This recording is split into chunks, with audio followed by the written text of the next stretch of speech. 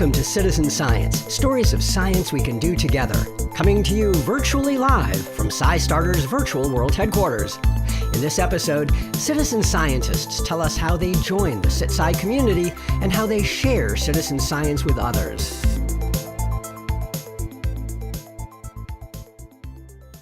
Hi, I'm Bob Hirschon. Citizen science enables people from all walks of life to advance science research. It's a collaboration between scientists and people who want to contribute to scientific research by collecting data, analyzing images, and making observations. And it's a community where people come together for a common purpose and share their interests with others. For today's show, we asked you, our citizen science volunteers, for stories about how you've engaged your friends, family, students, or complete strangers in citizen science, and or how you got involved in citizen science yourself. Who or what inspired you to sign up for that first project? To start us out, here's Alyssa Reese, a science teacher drawn to the world of citizen science by the COVID pandemic and the urgent need to stay engaged with her students in challenging times. My name is Alyssa Reese. I work at New Tech High in Coppell, Texas, and I'm a biology facilitator for ninth graders. Hey, Alyssa. You mentioned in your email that you had worked with citizen science with your students, but I wonder if you had any familiarity with it before that. Yeah, so long story short, I have struggled with doing labs as a science teacher over the years. And I'd heard of citizen science, and it's pretty awesome, but I hadn't really been able to jump into it. I'd keep saying I would, and I would, and I would. And finally, when COVID hit, that's when I was like, oh, okay, citizen science is how we're going to do some science work at home. So that's when I jumped in. Okay, so how did you introduce them to it? What sorts of things did you do? So I invented this thing called a biodex, and it's not a super new invention, right? Other teachers have done this over the years. But I just reframed it and called it a biodex and said, you're going to catch all the living things you can find in photos, and had them use the Seek app. Wait, why biodex for people who aren't following that? Yeah. So it's like a Pokedex in Pokemon where they got to catch them all, got to catch all the Pokemon. Oh, all right. And so it's got to catch all the living things, a biodex. Oh, okay. Yeah. So they were using the Seek app to do that. A couple of them started using things like PlantSnap and whatnot. And they were supposed to find as many different species as they could. And then whenever they found something that they couldn't identify, that's when they would upload to iNaturalist and really help that research project figure out, what is this thing? Why is our algorithm not able to understand and figure this species out? And the main thing was I wanted to get them outside, taking care of their mental health and taking breaks from the devices and all the stress of this pandemic hitting. So a lot of them found it to be pretty great. So. All right. So I know you weren't with them, so it's hard to know how they're reacting and everything. But what have you learned about their involvement? So we did this all throughout last year. So the first kids that did it, they did it spring breaks to the end of the year, only about 8-9 weeks of it. Kids last year did it for a good 8 months of the school year. And I made them, do a certain number of species each week and put it in this little journal where they put thoughts and record, real scientific thinking about things. Well, I had a lot of kids complain about it during the year, and they tend to complain about anything that's frequent, like every week. But I've had kids come into my classroom probably 3 or 4 times since the school year started. It's been 2 months, And this year they've said, well, I kind of miss doing it. It's really nice to get outside and look around and see new things. And one of the kids said they're still adding to this journal they were doing every day and using Seek every day. Another kid said that every time they see something new, they go, oh my goodness, biodex. And, they pull out their app, even though they don't have to do it anymore. So it's been nice to see that they're actually looking at the world around them. Some of them are still contributing to citizen science projects. And now I've opened it up to a group that comes together on Fridays. We have a very flexible Friday at our school here at New Tech. And they come together on Fridays and do whatever citizen science project they're interested in that they can do at the moment. So if they don't have the materials or whatnot, then they pick a different one. And so do you know what they're doing when they come together? Is it still like iNaturalist or other things? So some of the kids have chosen, let's see, one of them was helping with a project to increase let's see, disability awareness in different cities, a project to make sure that the streets are set up right. Huh. One of our kids is doing the light pollution one, where they go outside and record light pollution where they live. Oh. We've got kids doing like, the cams where they take wildlife photos and need to identify what organisms are in this photo. What are they doing? We have a lot of kids doing different cam projects. So those kind of things. It's like a citizen science army. Oh, slowly but surely. All right. So you mentioned that you have an opportunity now to introduce it to other grade levels. So what's that about? Yes. So because we have what we call Flex Fridays at our school, we don't do a normal school day schedule. We let the kids choose, kind of like they're in college. We let them choose their schedule for the day. Oh, cool. And so I can have kids come into that session from any grade level and come do this citizen science stuff. And so it has kids, let's see, from every single grade level now that have been coming to do this. Wow. So cool. All right. So do you have anything else you'd like to share? Oh man, I just love that there is a community out there where citizen science projects are collected. It is fantastic. I'm super excited about it. And I feel like there are too many cool things I want to do. But my big dream is that I will get my family into it soon. I see us, sitting around on couches during a holiday and just like going at it and showing each other the cool stuff we're finding. I'll let you know if that good nerdy moment ever happens. Yeah. Follow up. Well, thanks so much. You're welcome. Thank you. Have a great day. Alyssa's students have tremendous access to citizen science opportunities and a great teacher to guide them. Sumit Banerjee is a graduate student in India who participates in citizen science today and shares citizen science ideas with his peers in India, but had very few such opportunities when he was in high school. To me, citizen science, I was introduced pretty late in my career, I believe when I was 25 years old. I believe citizen science has the capability of shaping and tuning our young minds, the children who go to high school or maybe who just graduated. I think for them, it's a plenty of opportunity. I truly wish that maybe when I was in the school trying to get things done and trying to do something in science, I had something of this sort. It was not there. So Sumit, was it difficult to focus on science when you were young? Oh, there was a lot of difficulty, yes, because resources-wise, I do not have much. I come from an economically backward family, and also I am from India, which is not a central hub for astrophysics as of now. We do have certain engineering projects going on with satellites and with communication, but not core astrophysics as such.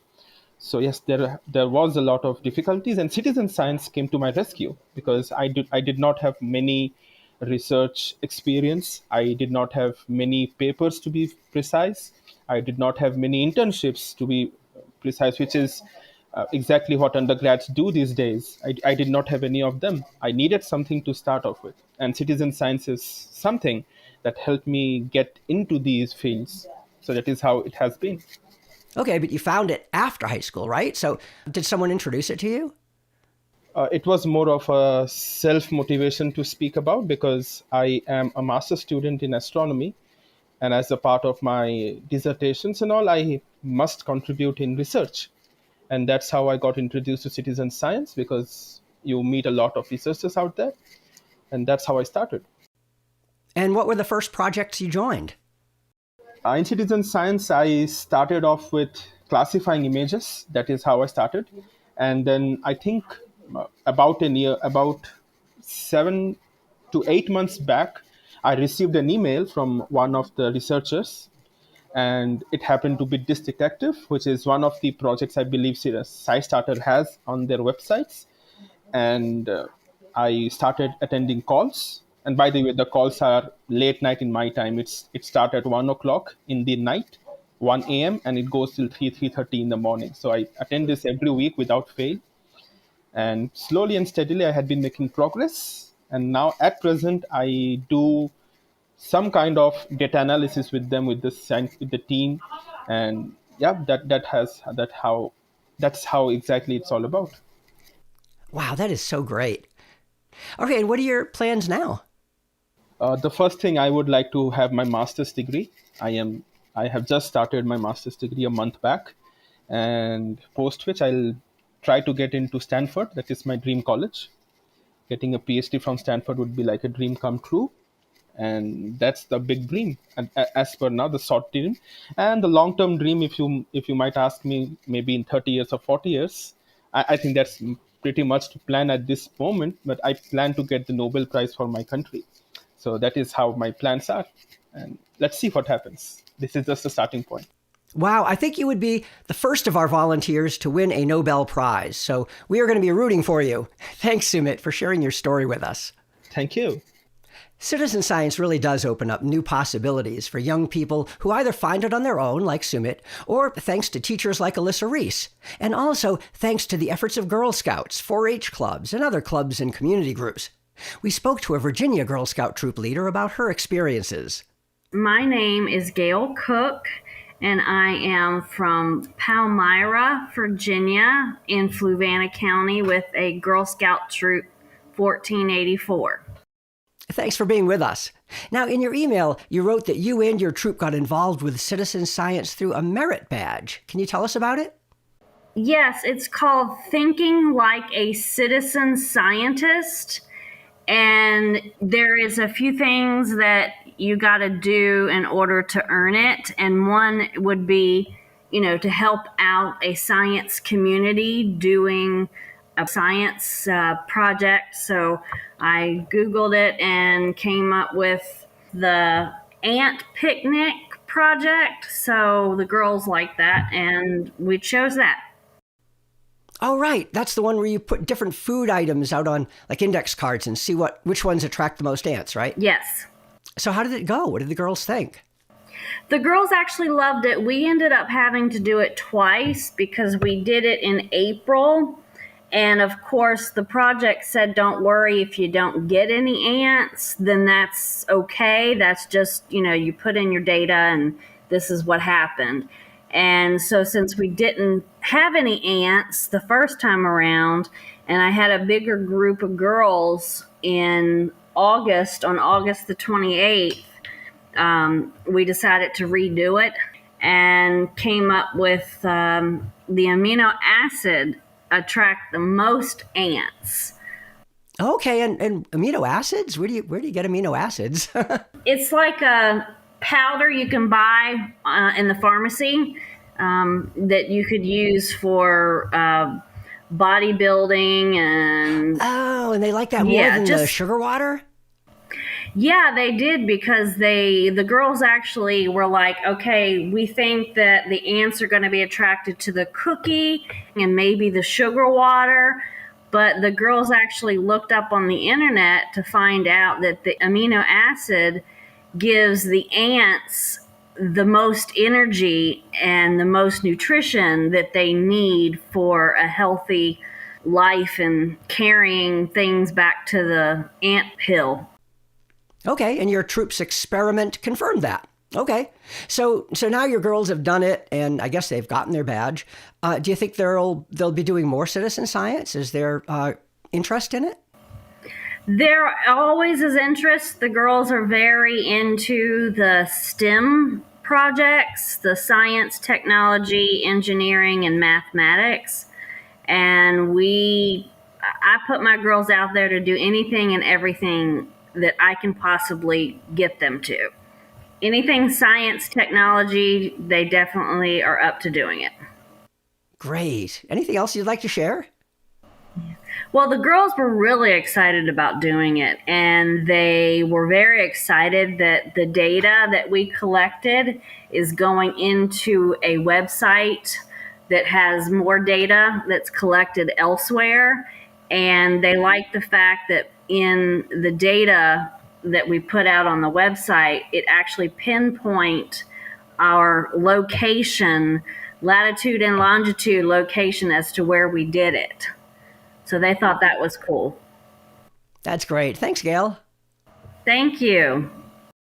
And finally today, biology professor Thad Yorks is at Cazenovia College in upstate New York. He introduces his undergraduate students to authentic scientific research by having them collect water quality data for the Clean Water Hub project. Yep. So we're an undergraduate institution, so it's all college students working on their bachelor's degree from first semester up through, and of course some transfer students that come in as well.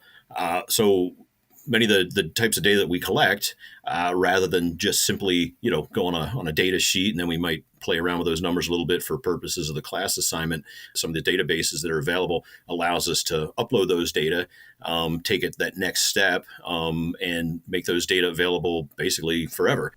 Right. And I bet that makes it more engaging for the students, right? Instead of just, doing assignments that get stuck in a desk somewhere. Yes, exactly. I love it. It just makes everything that much more exciting and interesting. And you're exactly right. It makes it that much more valuable, that much more real. We're doing real work, not just checking off the box in a course assignment. Okay. And what projects are you working on? So the main stuff that we actually primarily stream water quality databases. So through the Isaac Walton League, they've had in place for some time what is called the Clean Water Hub, and so we can upload data to that. So it's chemical, some straightforward chemistry, some of the basic parameters that are be very commonly measured, like the things if you had to measure one or two things, these are the things you would do, like phosphorus, dissolved oxygen, those kinds of parameters. It also allows us to upload the macroinvertebrates. So we're talking about the insects and other crayfish, et cetera, that we find in those streams using a protocol that Saber Streams has fine-tuned over literally decades. They just celebrated their 50th anniversary here within the last year or two. So, it's a protocol that's tried and true. And so this is a really cool story that you can relate to students, that they can understand that I didn't make this up, I didn't just make it up last year and tweaking it for the first time. These are protocols that have been modified and fine-tuned over a long period of time. And in your email, you said you're also bringing citizen science to the community beyond the college, right? Right. Yes. And so I've been involved with our local scout troop for 15 years, a long time. Kids came up through there, and we're fortunate we're in a really tight-knit community that really overall is very passionate about, we got a lake three blocks from campus one direction, a trout stream 3 blocks the other direction. So there have been efforts to monitor stream water quality and lake water quality for a long time. And so being able to get those data out where people can see those data is really helpful. So cool. Anything else you'd like to share? So one of the things that, with doing some of these kinds of things, not specifically because it's citizen science, but because it is science that has real life application and students can get enthusiastic about it. We've seen this time and again work in terms of developing them and getting them lined up for success after graduation, finding that first job as a, laboratory technician, which, entry level, but we need people with attention to detail and, have some experience and can see the value in, collecting data, not just for collection's sake, but for, going forward, being able to detect any potential changes and hopefully be able to respond to them. Or, graduate school, we've had students that have benefited, I'm sure, by, this in part, collecting data in various waterways around here. So that's obviously part of the picture. We're going to college to get a career going, not just to get the degree, right? So that works. Right. These are like skills that are practical and useful for, all sorts of careers and activities that, they might pursue after they graduate. Thanks so much for everything you do and for sharing your story with us. Thanks for having me. This is great, getting the word out and getting more people involved. Appreciate that. 4 different perspectives on citizen science volunteering through 4 different projects: iNaturalist, Ant Picnic, Disc Detectives, and Clean Water Hub. But all of our guests use citizen science to vault themselves and others into a vibrant community where professional scientists and citizen scientists work together to explore, solve problems, and make the world better. I'm Bob Hirshon. Thanks for listening. This podcast is brought to you each month by SciStarter, where you'll find thousands of citizen science projects, events, and tools. It's all at SciStarter.org. That's SciStarter.org. SciStarter's founder is Darlene Cavalier. And thanks so much to you, the listener and the citizen scientist, for getting involved and making a difference. If you have any ideas you want to share with us and any things you want to hear on the podcast, get in touch with us at info@scistarter.org. Once again, our email address is info@scistarter.org. Thanks again. I'll see you next time.